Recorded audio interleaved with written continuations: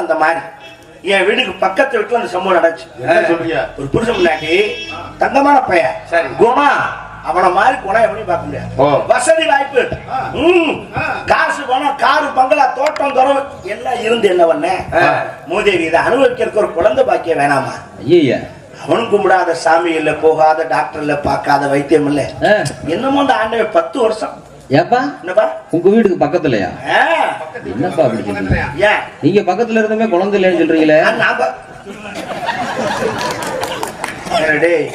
நான் என்ன இதே வேலையா இல்ல, உங்களுக்கு தெரியாத வைத்தியரா டாக்டரா? சாரி மைசப்பா, நான் தவறா என் தங்க பிள்ளை நீ அப்படி சொல்ல மாட்டேன். நானும் பல ஆஸ்பத்திரி பல கோயிலுக்கெல்லாம் அந்த கூட்டிட்டு போனேன். அப்படி போயுங்கிறத ஏன் அவன் முன்னாடி நீங்க கூட்டி போறீங்க? அவர் வரலையா?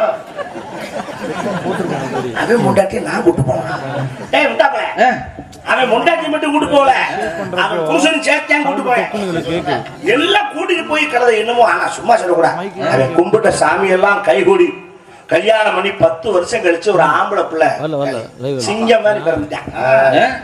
குழந்தை பிறக்கலையா? ஏய், ஒரு வர்ணனைக்கு அது வேணா விடு. குழந்தை ஆம்பளை பிள்ளை லட்டு எனக்கா பிறந்துட்டான். உருண்டையாவா? லட்டு உருண்டையா இருக்கு. அது மாதிரி இது வித்தியாசம் பிறந்துருச்சு. பேச்ச விடுறேன். ஆம்பளை பிள்ளை பிறந்துருச்சு. சந்தோஷம் அவனுக்கு தாங்கல. சரி, ஊரே திருவிழா கோலம் பார்த்தா அப்படி சீனி செட்டு தார நம்பட்ட மேல தாள நொறுக்குறான். ஒரு பக்கம் நாடகம், ஒரு பக்கம் கரகாட்டம், ஒரு பக்கம் சீட்டாட்டம், ஒரு பக்கம் பித்தலாட்டம் அடி கலப்புறாங்க. அதெல்லாம் பித்தலாட்டம் என்ன? பித்தலாட்டம் ஒரு பேச்சுக்கு சொல்ல. ஆம்பளை ஆள் பூரா இப்படி கொண்டாடுறான். 2 பொம்பளையா பிறந்த பிள்ளைய பார்க்க பெரிய ஆஸ்பத்திரிக்கு போயிருக்கு. போன முதியவங்க பிள்ளைய பார்த்துட்டு இப்படி சக்கரத்தினை தொட்டு வச்சுட்டு ஒரு 10 ரூபாய் கையில கொடுத்துட்டு வரணும்ல. இவங்க அங்க போய் பிள்ளைய வர்ணிச்சுட்டாண்டா. சீமா வம்சம் தலைச்சிருச்சுரா, வம்சம் தலைச்சிருச்சு.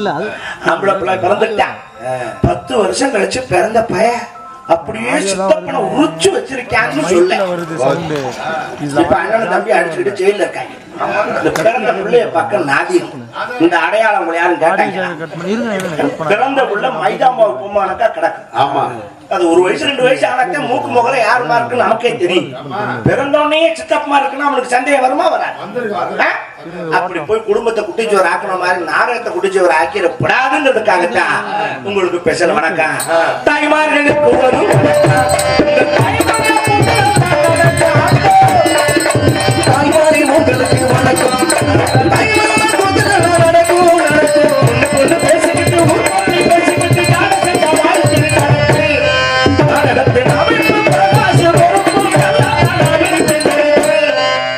ரொம்ப நல்லா தான் நான் நடிப்பேன்.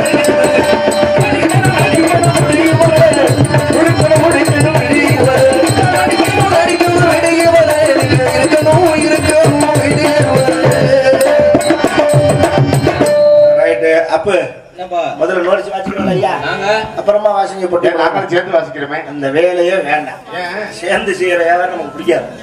நமக்கு கொல்லைக்கு போனாலும் கூட்டு ஆகா. சேர்ந்துதானே வாசிச்ச பாடையில பாடும்போது வாசிக்கலாம். சரி சரி, என்ன தாண்டா பாச்சு